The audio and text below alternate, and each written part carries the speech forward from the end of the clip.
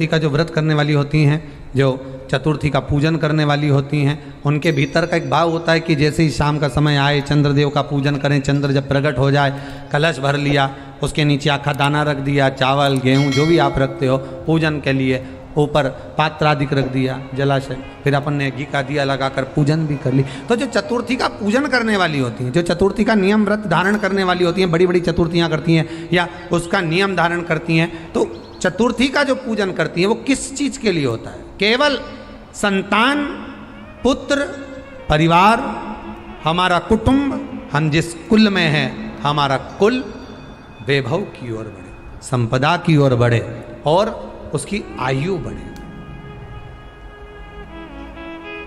उसकी आयु बढ़े, वैभव बढ़े।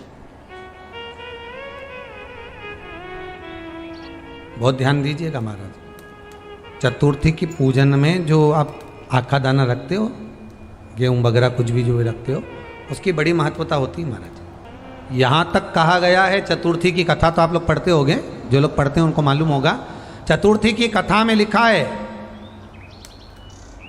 चौथ माता के व्रत में वर्णन किया गया है कि वो आखा दाना जो रखा जाता है, मान लो कोई जरूरी काम होता है तभी आखा दाना को रखा जाता है, संभाल के रखते हैं कि हम इस काम के लिए जा रहे हैं और हमारा ये कार्य सफल होना चाहिए। तो जिसने चतुर्थी का व्रत करा है, जिसने चंद्रदेव का पूजन करा, चतुर्थी का व्रत करा, वो गणेश जी से विनती करके वहाँ से 2-4 आखा दाना उठा ले, और जो व्यक्ति का काम अटक रहा है अपने ही घर का, पर दूसरे कुल को नहीं देना, अपने ही कुल के अंतर्गत जो काम अटक रहा है उसकी जेब में, उसके पल्लू में उस चीज़ को रख दिया जाए। तो चतुर्थी जो अगली आती है, जैसे आप महीने की करते हो तो महीने की, और आप जैसे करते हो कि 4 अलग बड़ी बड़ी चतुर्थी करते हो तो उसके अनुसार आपका कार्य सिद्ध होता ही है। उस आखे दाने का इतना महत्व होता है क्योंकि चतुर्थी का व्रत करने वाली माता जब व्रत करती है तो स्वयं चतुर्थी की कथा में लिखा हुआ है कि पार्वती जी गणेश जी से चतुर्थी की कथा बचवाती। चतुर्थी की कथा बाची किसने थी? स्वयं गणेश जी महाराज ने।